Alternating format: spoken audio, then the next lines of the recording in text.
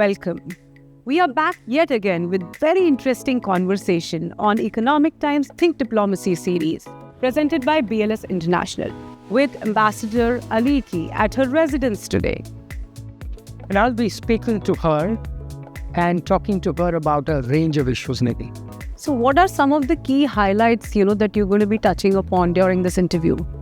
The two countries have committed to expand relations, economic relations, significantly by 2030. So that's the big picture. If you look at what are the pillars of that, for one example, air connectivity between the two countries is going to begin next year, and that's going to be significant for business relations as well as the people-to-people connect. So that becomes very important, plus a whole range of other economic issues, and I'm sure there'll be some questions around culture and the way the two countries want to exchange that. And something very important, I think, that you missed highlighting, the energy transition that's actually been taking place between the two countries. What's your sense? Absolutely, Nidhi, you've hit the nail on the head. India is going through an energy transition, and so is Greece. And the two countries have ample opportunities to talk about that and see the way in which they can collaborate and learn from each other. Plenty to talk about, as I mentioned. Well, I'm really excited, to actually hear what the ambassador has to say about all of this. So let's get moving. Absolutely. Let's go.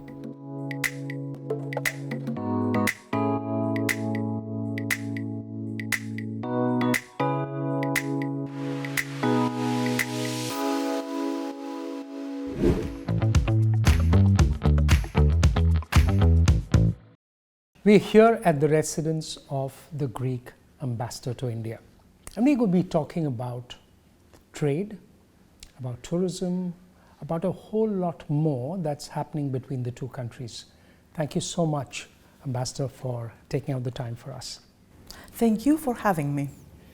So I'd like to talk first about Greece has elevated the relationship with India to a strategic partnership.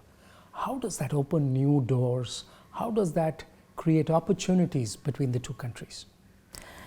I have to tell you that I have been very lucky because I landed in India just at the right moment between the two historical visits, the visit of Prime Minister Modi to Greece in 2023 and the one of our Prime Minister Kyriakos Mitsotakis to India in 2024.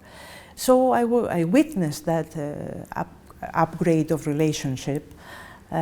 Since then, India and Greece have been well connected for thousands of years. We were a natural alliance, but since that time, there has been a new vibe, a new energy, as you probably, were mentioning. And I witnessed all that. Since then, we had multiple delegations, high-level delegations. We had the Foreign Minister this year, the Minister of Shipping last year, delegations from the Ministry of Defense, business, academic delegations. So it has been booming. And I have to mention here that this year we are celebrating 75 years from the establishment of diplomatic relations between the two countries. So since you mentioned the word new energy, and that's been the word, how is that shaping relationship between the two countries? What's that new energy all about? It's about exchange, connection, connectivity, new sectors of cooperation, culture, people to people, academics. It's very exciting, really. And the Prime Minister, the Greek Prime Minister, was in India and addressed the Raisina dialogues a couple of years ago. Mm-hmm. How did that set the course for this new energy to really take off? He underlined the areas that there are in order to develop further the cooperation between the two countries. Specifically one in which our Prime Minister mentioned in an analytical way, it's very, very interesting, it's AI. So I have to say that Greece has been very interested in developing AI capabilities. We have been selected as one of the 7 AI factories. There is this Pharos AI factory in Greece that is developing now in order to offer services in different sectors like health, culture, language, and many other. What are the areas that you're looking at? And since you mentioned AI, what are these other areas where trade could be expanded between the two countries? First of all, I'm very happy to talk about that. There will be direct flights from next year in the first trimester.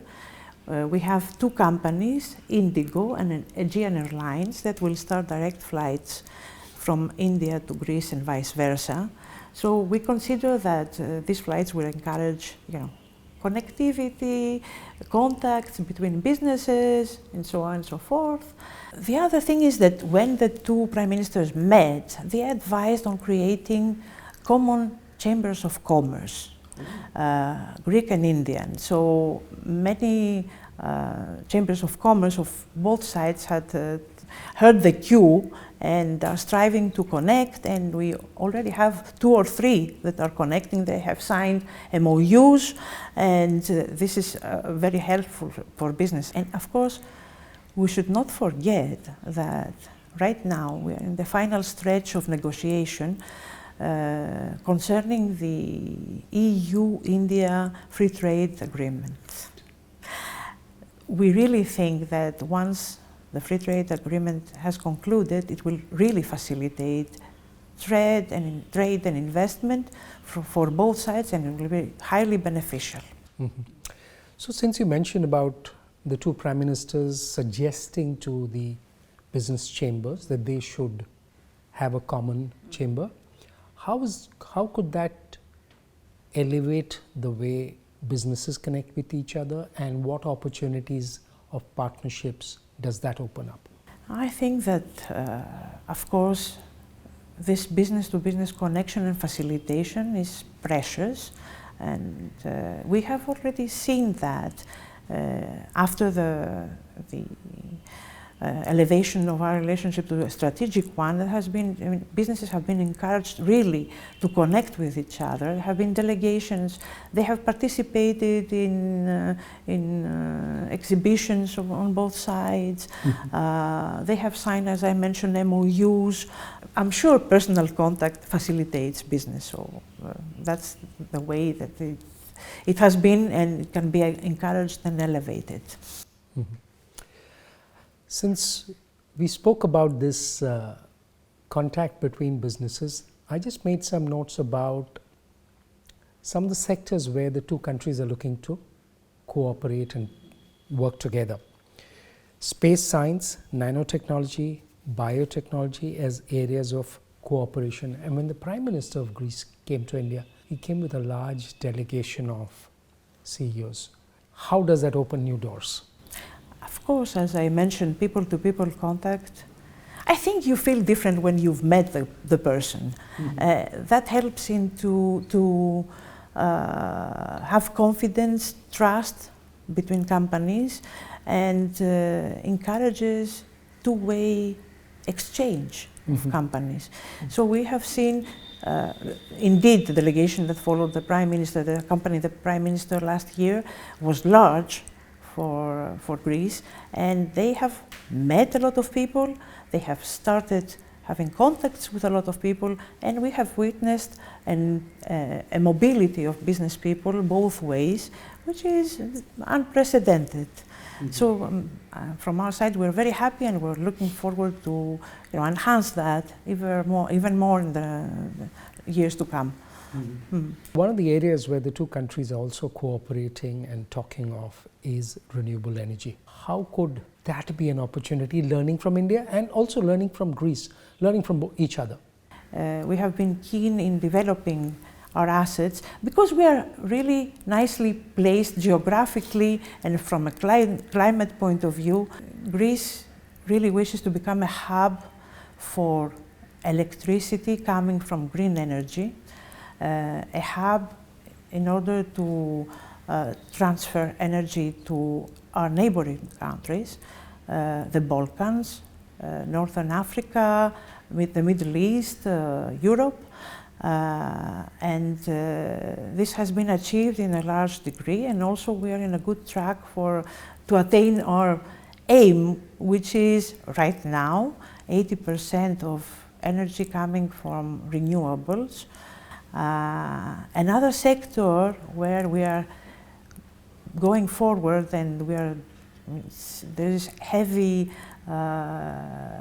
development is hydrogen energy. So this is a new and exciting area, and we are cooperating with other European countries, and I think this is a sector in which India has a great interest also, and that would be quite interesting to see what kind of exchange, cooperation we can develop concerning clean hydrogen energy. And the other thing I have to mention, because we chatted about that, is wind energy. We are heavily investing in green energy. I want to mention that example of one Greek island, Tilos, that the electricity supply comes exclusively from renewables, and it's a nice example that we can all look at, really. Our islands are ideal for wind energy and for capturing green energy, wind energy and solar energy also.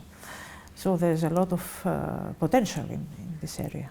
While we've spoken about the trade part of it, how could people movement, how could people's participation, the professionals' participation, change the game for the cooperation between the two countries? We have been negotiating a migration and mobility agreement with India. We certainly believe that orderly and legal migration and mobility can be beneficial for both sides. And as far as Greece goes, it can cater to the needs for workforce that probably is lacking there. So apart from the agreement that I sincerely believe that will facilitate the movement of people, facilitate the procedures and all that, we have been really putting a lot of energy into facilitating people that would like to go and work in Greece. I can tell you that between 2023 and 2024, we had a raise of more than 200% on the applications of people that want to go and work in Greece. That's quite important, and it's quite important for my country also. When the Prime Minister of Greece was here, he exhorted the Indian business community to invest in supply chain and logistics in Greece and some other sectors. Would you like to talk a little bit about the progress that's been made there? We have had important Indian companies that have invested in Greece in the sectors of airports, pharmaceuticals, IT, food and beverage. We have had GMR that is building and will be managing the airport of Crete in the south of Greece, which is an important project. Intas Pharmaceuticals, Infosys, and another quite interesting one is an Indian business people, Sweets, that have been investing in food and beverage in Greece. They have acquired 9 Greek food and beverage companies. How does that natural partnership build and help establish trust so that businesses and trust can happen?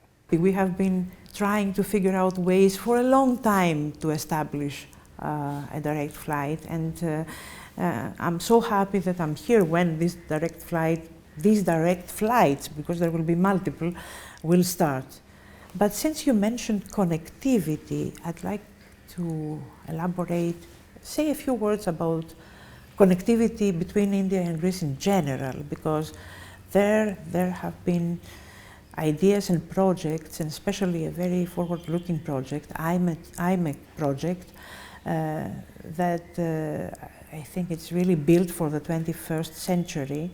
Hopefully this project will advance, and I think that Greece has a position in this project because its geographical location and its potential concerning ports and infrastructure is quite interesting. It can easily become a gateway for Indian products, energy or data even, from India to the EU. Now let's come to the culture and tourism part that you referred to. Both ancient cultures, how does that natural fit happen and be taken ahead by the two countries? The two countries have been connected for a long time and they have many things in common, mainly values and cultural traits, many centuries of interaction, but what we want to showcase now, and especially celebrating the 75 years of diplomatic relations, is also contemporary Greek culture. I think that is important so that Indian people get to know a little bit about Greece nowadays. I think that cultural interaction is very important to getting to know the other civilization, another country, a different country, and for better understanding. I personally like very much having interactions in universities, in schools, in order to talk about Greece. Thank you so much, Ambassador, for taking out the time to speak to us. It was a pleasure. Thank you. Thank you.